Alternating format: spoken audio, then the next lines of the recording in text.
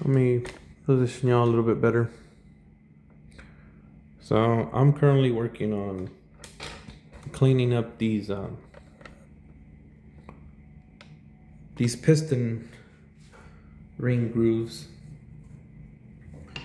Um, Ideally, I would have replaced these, but this is actually a job, not of mine, but of a friend of mine I'm helping out, and his business is kind of put on a pause because he flew out. He's out of town making some income elsewhere. So I'm kind of just picking up the work that he has left behind. And again, I don't know the specifics on what him or the customer went into discussing about this rebuild. But my guess is, you know, it wasn't talked about everything specifically, or it might just be a simple matter of, you know, doing whatever the customer can afford, you know, budget wise. So, because if it were one of my customers, or what I would have preferred is for the customer to get new pistons first of all, um, and anything else that might need to be replaced. As far as in what this engine's getting, it's getting new piston rings, not pistons. Everything else I just had to clean. This was a lot worse than what it looks like, but I let this rocker arm assembly uh, sit overnight in some degreaser, and it cleaned up pretty much everything pretty good. But I'm just doing what I can, but I would very, very, very much rather be working with new parts, quality parts. Um, but at the end of the day, work is work, and I'd rather just be double sided and be able to take on a little bit of both. But this kind of stuff's very tedious, very boring. But I'll do it, you know, I'll do it. Not really in a position where I can work on something else, you know, so it is what it is.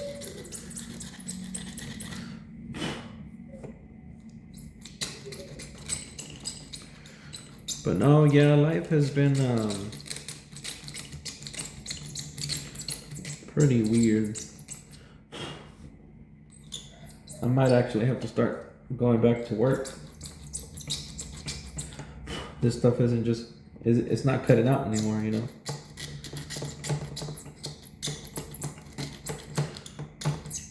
Not the way that I'd imagined.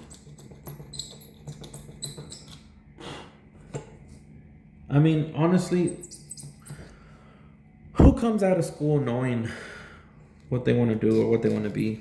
And if you're one of those few people, you don't know how lucky, extremely blessed you are. I remember one time, back when we were just graduating high school. This was back in 2013. I remember one of the math teachers was talking to us just before he let us go, because we've been cooped up in a one classroom all day. And before he let us go, he told us, like, hey guys, before you leave out of here, I just want to let you guys know something once you head out into the real world. Now, I am obviously not quoting this word by word, but you get the gist of it. He said that a lot of you guys sitting here will go out into the real world and not go to college. Some of y'all will go to college. Some of y'all will. Now, I'm not sure if he exactly said this or even insinuated this. I just feel like it was worth mentioning, or it probably is in my head. But the other group of people will end up in jail or dead. So as I say these things out loud to y'all, as y'all are listening to me, obviously if you picture yourself in the same scenario, so you say you're in class and you're hearing your teachers tell you all these things, it'd be very easy to just look around your classroom and kind of have an idea of who's going to end up where, you know? And it's not about getting it right. No, it's not about that. But what it is about is you have a sort of intuition on where everybody's going to head out to. You see some that are lost. You see some that are just sure about where they want to go. They're just talking about how excited they are to go to MIT or whatever have you. And then there's all the other group that just don't seem to give a damn.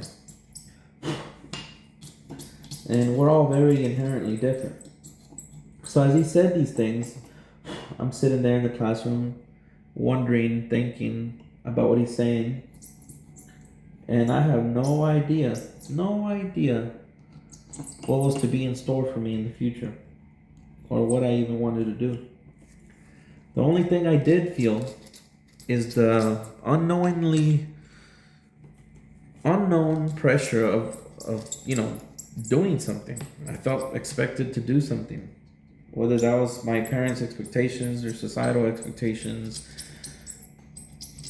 I felt the pressure. So it was a bittersweet thing leaving high school. Those were the final days of people telling you what to do and how to do it and when to do it. Soon to become just you, out on your own, trying to figure everything out, trying to learn financials, trying to find out how the world works, trying to find out how to respond and send emails at that, let alone physical mail. Learn how to package and ship a box. And if you're a homeowner or an early homeowner, learn how to work in a house. Find out how expensive to own a house is, or how to maintain a house. Everything that doesn't get mentioned in school. Hell, everything that didn't even get mentioned by your own parents while you were alive, while you were growing up. Suddenly, everything that has to do with your existence is a continuous learning program with no teacher. So it seems.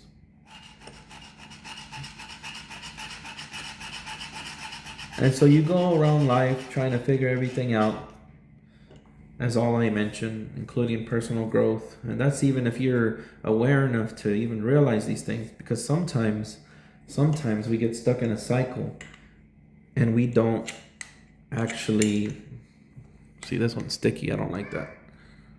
Sometimes we are trapped in a endless or seemingly endless cycle of habits. And they're not always great habits. But once you break free from those, then you can begin to work on what's actually not working, what you're missing out of life. But then by then, it might be too late. And by too late, I mean just in the simple fact of it just might be a lot more difficult. Not as in like it's too late, you can't do nothing about it. No. But of course, you want to pick up on these things earlier than later, going into your adulthood. But nobody tells you all these things. And so therein lies the greatest struggle of life. Is continuing your life into adulthood without any teacher, without any guidance. And navigating the lows and highs of what this life has to offer us.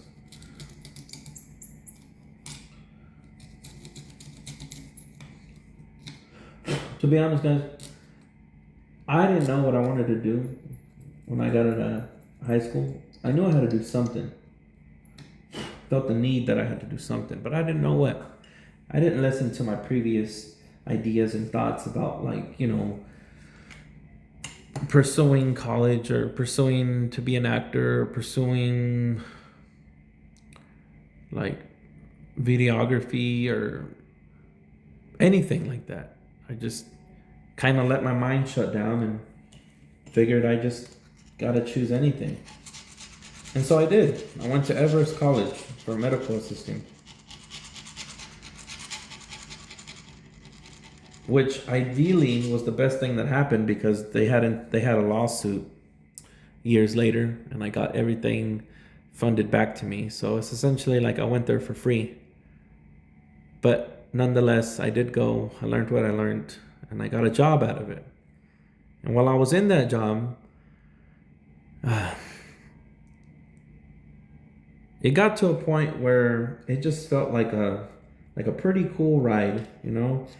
I moved up in the world, you know. I didn't have to work at Wendy's anymore. I didn't have to make just $7.50 an hour anymore. Instead, I was making $10 an hour, the big bucks.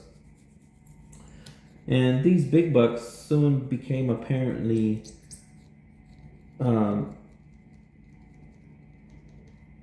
they soon became apparent that it wasn't enough. It wasn't enough to sustain the life that I had imagined when I was in high school. We did an exercise in high school one time where they asked us, write down the amount of money you think you need to make out in the world to live the lifestyle that you want to live. And they told us to include things like cars and house and phone bill, yada yada. And mine came out to be $64,000 that I would have needed to earn to live the lifestyle that I wanted to live. So fast forward the medical assisting era, I ended up finding a company called AT&T. And with this company, I unknowingly entered and unknowingly didn't, how do I say this? I unknowingly got into AT&T with just the understanding of how long I'd be there, which ended up being 8 years. 8 years. And by then, I was making, I think I started off at $16 an hour. Then I made my way up to $28 an hour. The big bucks. But the big bucks came at a cost. It came at a cost of my time. And let's be honest, everything in this life takes time. But what really grinded on down, and I didn't realize this till later, very later. This was unbeknownst to me. I think that's the right word I'm using. But what was more valuable, more important than just time was my creativity, my energy. My time versus energy. Something in me was dying. I just didn't know what it was. I mean, yes, it was time, obviously. But it's everything with time that you can do. Everything that you can put your time into are all opportunities that fade away.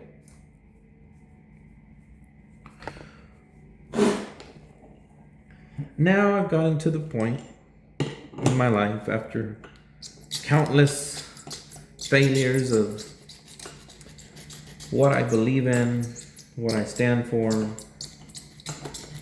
what I did, what I didn't do. I finally got into a point in my life where I know what I want to do. I know what my dreams are. Right now, in this very moment, all I want to do, all I really want, is just to do things like this, or even slightly better than this. And money,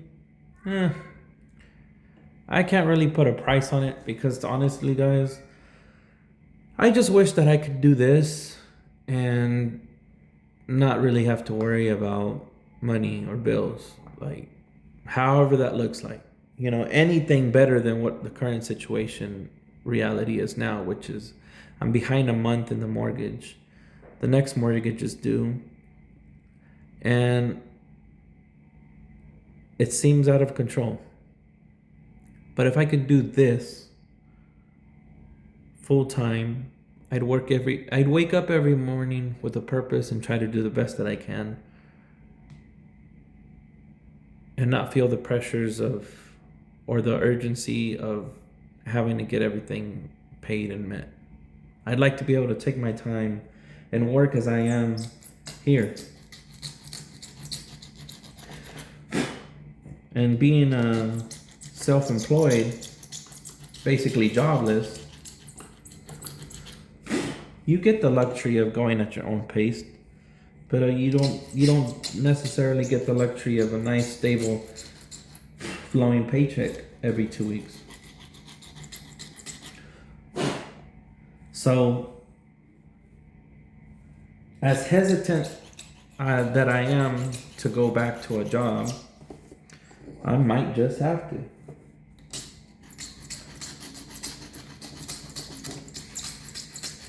The dreams that I so-called had, I have understood that media, things that we see on the internet, tells us to dream big.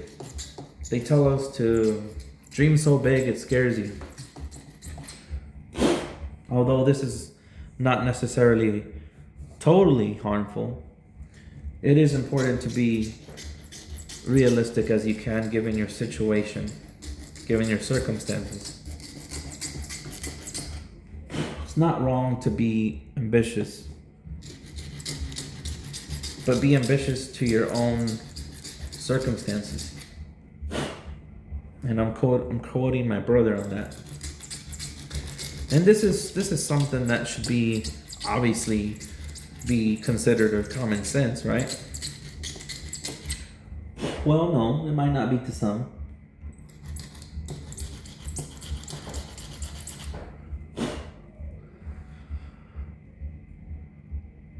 All my dreams are now is to watch my kids grow up and provide a level of life into my family that I didn't get growing up. Because with that, and that alone makes their life a little bit better.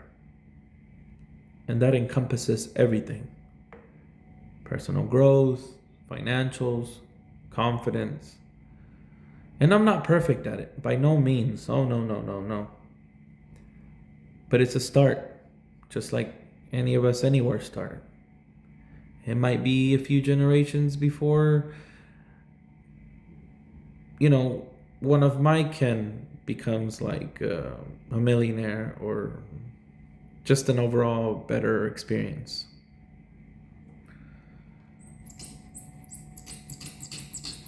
What comforts me is that my dad always wanted a better life for us. And he did just that. Undoubtedly, he did just that. But in this life, as unfair as it is, there's always something that we'll have to learn or go through ourselves in suffering because of something that our parents didn't learn.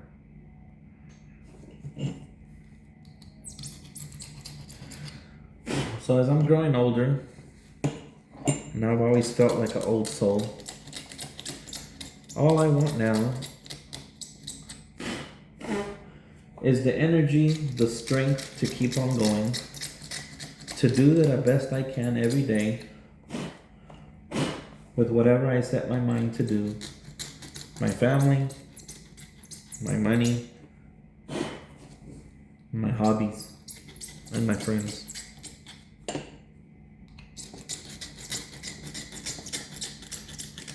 And if my dreams so happen to catch up with me, so be it. I'll be there. Always ready. But until then,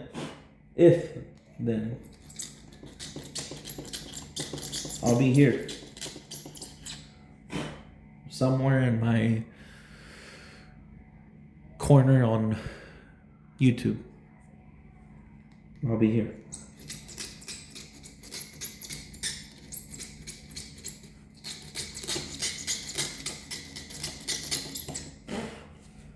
Well, guys, thanks for tuning in. Thanks for listening. I'll catch you on the next one.